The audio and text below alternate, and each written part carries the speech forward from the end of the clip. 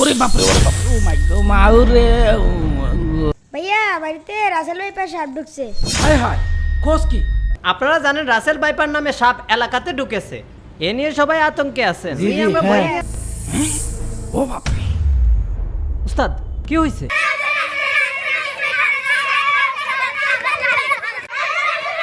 হে থামো থামো, কি হয়েছে? তোমরা এভাবে দৌড়াচ্ছ কেন? ভাইয়া বাড়িতে রাসেল ভাইপার সাপ ঢুকছে। হায় হায় খোঁজ কি? তাইলে তোরা বাড়িতে যাওয়ার দরকার নাই, তোরা দিকে খেলাধুলা কর আর বিষয়টা আমি দেখতেছি। যাও যাও তোমরা সবাই এই, যাও। চল চল। হায় হায় রে, এই বিপদ আবার আমগো বাড়িতে ঢুকলো কেমনে? শোনেন সবাই, আপনারা জানেন রাসেল ভাইপার নামে সাপ এলাকাতে ঢুকেছে।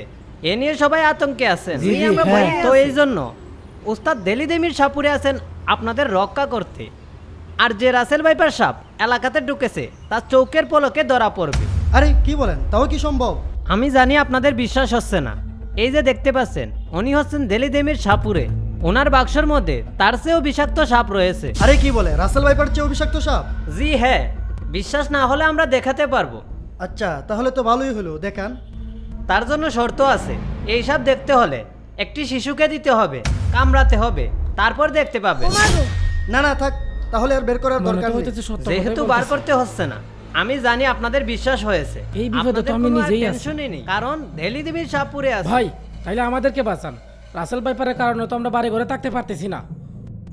উস্তাদ তা নিয়ে কোনো টেনশন করবেন না, আমি এই জন্যই এখানে আসছি।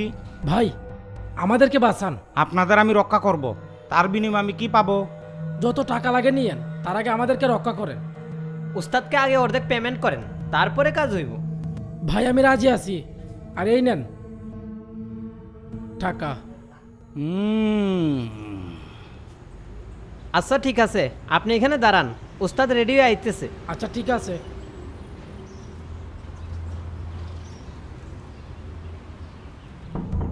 উস্তাদ আপনি যে রাজি হইছেন, এই সাপ আপনি মারতে পারবেন?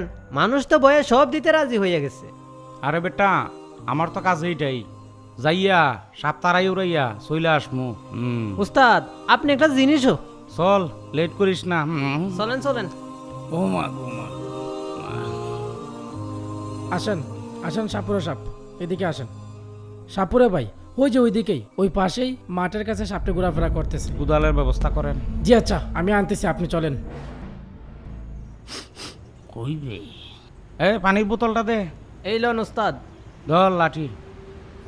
বাপুরাম সাপুরে, কোথায় আছোস বাপুরে?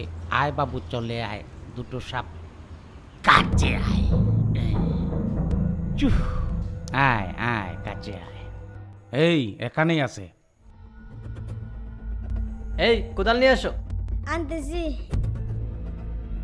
এই নেন। এই সরো, তোমরা এখান থেকে যাও।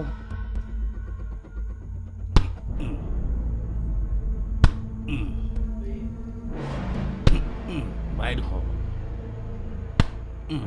বাইর হ। হ্যাঁ ও বাপরে, উস্তাদ কি হয়েছে? এই বেটা সাপ বে। উস্তাদ চলেন ভাগি। এই বেটা দাঁড়া দাঁড়া দেখি। ওরে বাপরে ও মাই গড মাউরে। আরে আরে? কি হয়ে গেল? হেই আপনি তো বলছেন আপনার ওস্তাদ সাপ মারতে পারে, উনি তো নিজেই মরে গেল। ভাই উনি কিছুই পারে না, সব ভুল। আপনারা আমার মতো না বুঝে ওনার ফাঁদে পা দিয়েছেন, আর সাথে ভুল করেও বসেছেন। আমাদের আবার কিসের ভুল? জীবন বাঁচাতে গিয়ে আপনারা যেভাবে ওনাকে সব বিলিয়ে দিয়েছেন আর ভয় পাচ্ছেন, এতটুক যদি আল্লাহর জন্য করতেন, এই গজব আপনাদের দেখতে হতো না। দুনিয়ার সাপ তো কিছুই নয়, কবরের আযাবের সাপ তার চেয়েও ভয়ঙ্কর। তা যদি একটাবার আমরা ভাবতাম, দুনিয়ার সবকিছু ভুলে গিয়ে আল্লাহর ইবাদতে মগ্ন থাকতাম। রাসেল ভাইপার সাপ এ শুধু আতঙ্কের নাম, তাই বিভ্রান্ত হবেন না।